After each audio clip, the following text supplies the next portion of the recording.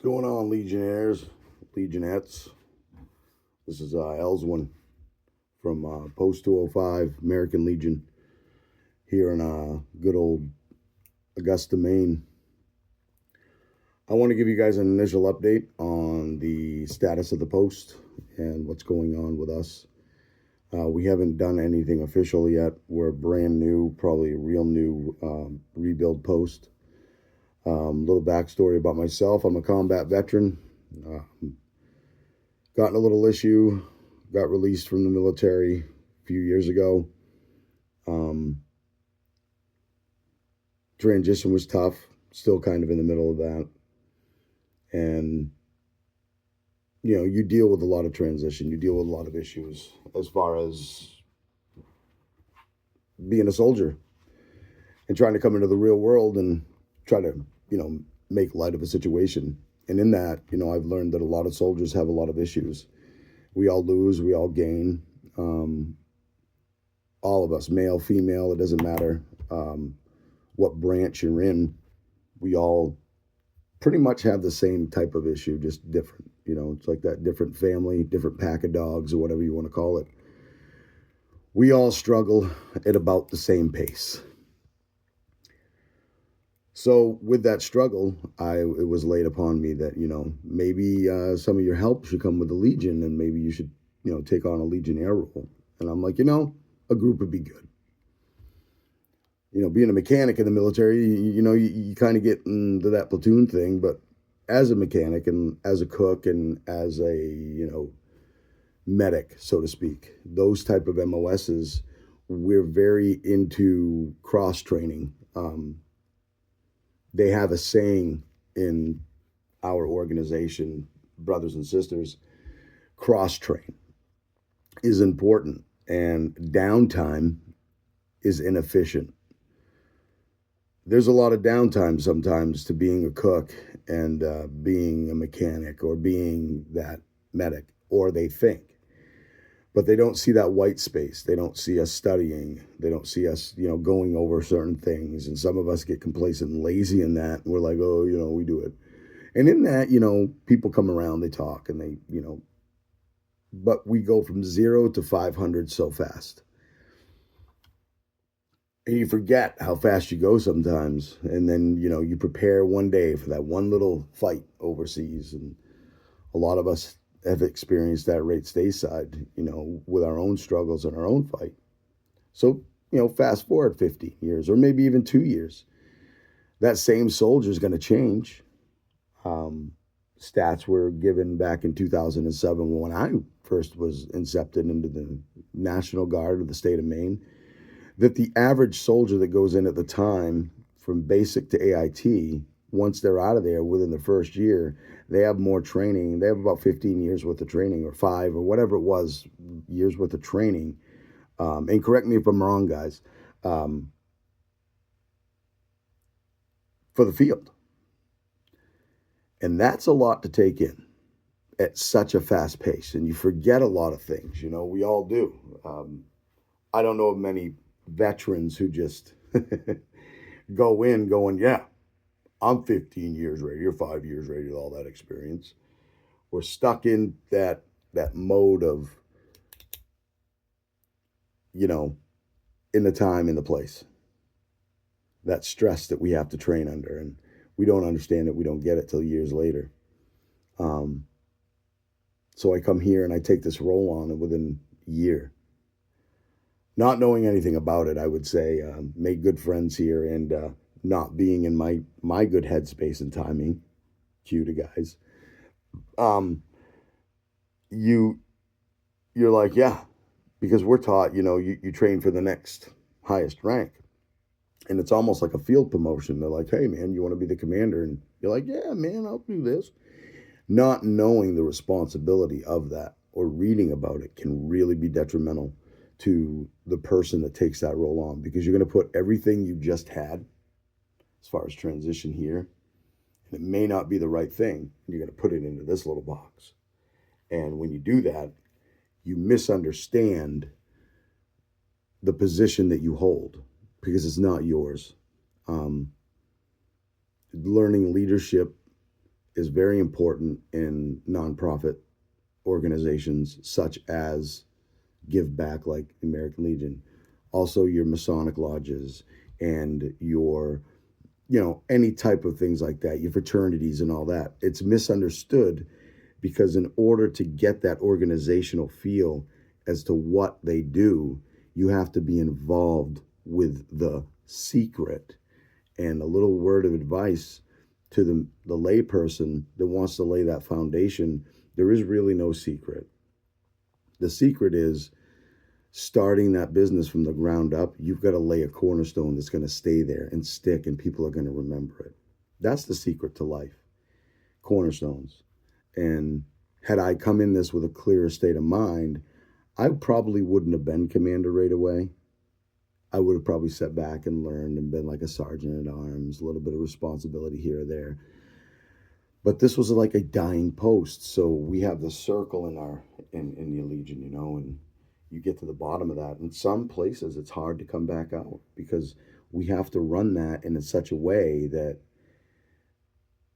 you're working for the community. Recovery is a huge thing in myself and the selves of others that are like me. And when we go to the Legion and we're taught to, recover, reset, recover, retake, get back in the fight, we forget that that habit that may have brought us into that fight is still going to be there because we recovered so quick. So we get in our head, we get on our mind. And I think that's where the soldier sits a lot, and that's where I was sitting. I moved so fast, moved so quick, just taking in all that. I was a sponge, and I come back and I just threw it all out there. Like, hey, you know, I'm uh, I'm gonna do me, And therapy is good when it's silent. Therapy is good when it's you and another person, small, to rebuild your trunk before you can get people around it. And I wrongly, and I can admit this, used the American Legion as a tree trunk, and it pushed people away because I was that hard guy that didn't understand what this was for. And in doing so, you learn two ways. You're going to learn that hard way, which I did, which I don't recommend to anybody do. Use that college, find that place that you do, because I'm telling you that Legion College isn't just for an officer. Let me re-edify that. The Legion College isn't just for an officer. It's for any Legionnaire wanting to take that next step, understanding the politics and the function of what they do. Because everything has structure, right? We're taught that. Everything has an SOP. Everything has a TM manual. We got to learn by the book. But we understand that there might be flaws here or there, but you don't change the book. You can add to or take away, but you got to fall within those guidelines. So the college teaches you how to, in a sense, fall within those guidelines. And a lot of times, as us human beings, we compartmentalize the important and we make what's important to us more important than what we've learned.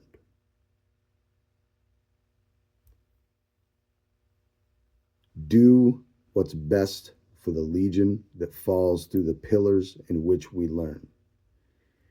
That is the secret to becoming a powerful Legion. And learning the hard way is not a way that we all should learn.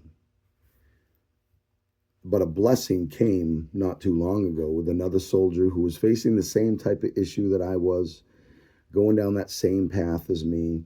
And we came up with a nonprofit idea that was, I think, valiant in the efforts of recovery for a soldier. We're right next to Togus, getting in there, doing that. But the ideas were there. Soldiers, we're all manic. And we tend to, fall back on our vices, and we don't listen. We don't listen to that history that was here, and we bury it. You know what I mean? We like, for instance, you go to war, right? And you bring all that weaponry, you bring that home. But the ammunition doesn't come with it, right? It's got to stay there because it's part of that system. And you don't understand that, okay? And so we're taught to just leave it alone. That's the piece, I think, in the world that we need to leave behind, so to speak. Tell that soldier, hey, that ammunition that you got, leave that back there, bury that. Put it with the amnesty when you come home. Let somebody know. But most of your ammo, just leave there. You're going to carry your weapon. You're going to have your memory. But know that your weapon isn't loaded all the time. Speak from the heart. It might be hard. But when you engulf yourself into the flames of something new, stand outside the fire first, get warm, and then start stoking the fire. Because fires die too. And when you're at that bottom of that circle, remember those embers. Remember what made that fire before you. Take in that smell and be like, I want that smell back. Well, the only way you're going to get that smell back is if the fire dies again. But always know that when that comes back to that bottom, there was a top. It may not look the same, but it's all a wheel. I mean, we have 15 different types of wheels, and they all sit on a rim, the foundation. So find out what your pillars are, know what they are, and if you're at the bottom of that, draw 3 or 4 lines and be like, what pillar? Maybe we just need to change one of those pillars. Fall into one of those. Our foundation won't fall. The framework's still there. We just need maybe another pillar. You still got all 4, but concentrate. And sometimes reset, reevaluate, look at another pillar, left or right, and see what your space can do for you in the community. We're doing a recovery post, and hopefully I can get some stuff up and going, and I would like to get to the basement, the foundation of the Legion, and turn that into something called Raven Hollow. And Raven Hollow is based upon saving soldiers through a belief system that they embraced in war, and that was Valhalla and Norse mythology. So I took that anthropology side and I studied and studied and studied and became pretty wise in the fact that I know why they do that. That doesn't mean they misbelieve in anything. They added to their belief to help them understand that that knight, that warrior, that pack that they fell under was a specific and wonderful thing to help them get out of the situation they're in. And we should act as that reminder of the peace that we brought to a nation, not the fight. And we got to bridge that gap every day of our lives so that when people look upon us, they don't see that sorrow. They celebrate the heroic efforts that our brothers before us laid down. And if we uphold that in the most hallowed, celebrative way, we're doing what we're supposed to under the pillars that we fell under. Many men have come before me and tried this, and they have failed, and they have done well, or what may have you. But it's always been a post. And it's always been a sanctuary for men that need help. And we don't always need that bar, right? Why don't we turn that bar into an old country store? Have it open. Guys, there's so much you can do that doesn't have to involve the drink. Because most men that are depressed, 90% mental, 10% physical. And if PT is free, we need to start re-exercising that brain when we come out. Not transmitting anything, but put your efforts, that ammunition, to use in a way that will make them know that whatever you buried over there ain't always gone. But we reuse the copper and we make hats, helmets, and stuff out of it.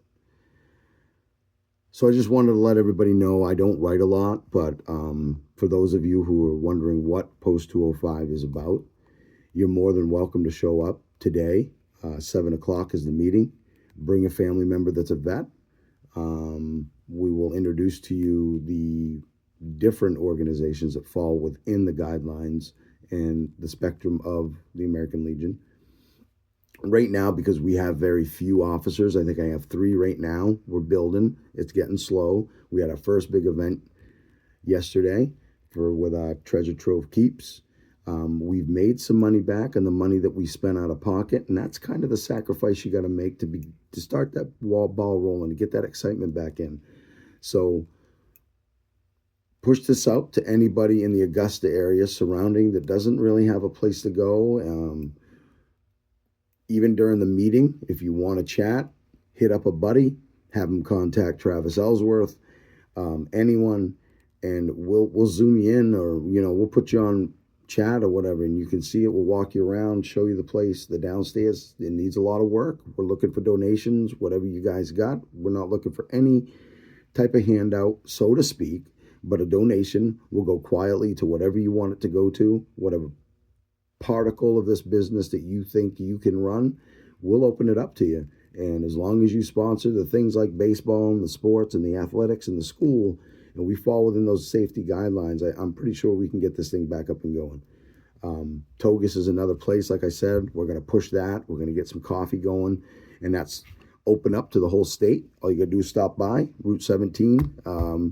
Hunting season's coming up, and we have some exciting things coming down the road for hunting season. 4 o'clock every morning, Raven Hollow Coffee's coming up. All the proceeds go to, right now, helping Raven Hollow get going, and the upstairs of the Legion getting revamped. So if you want to come in, you want to check it out, today at 7 o'clock tonight, Route 17. You can't miss it. Headed toward Togus. It's the big parking lot on the right-hand side, and come in, sit down. Like I said, it's not formal yet. It's we're kind of calling it the round table right now, and we want to open this up so when we do have ceremonies, you could start learning from the ground up with us. And then once we start fully getting those positions, we'll do the official. But we still do the voting, we still do all that, but we try to keep it short and sweet. Let the people know what we have coming down the pipeline, and the exciting news. I'd love to share it all with you. And if you have the time, we got the coffee, we got all the good stuff. And if we don't, bring it in. So from Elswin to you guys, please stop in and help save a vet. All right? You guys have a good night.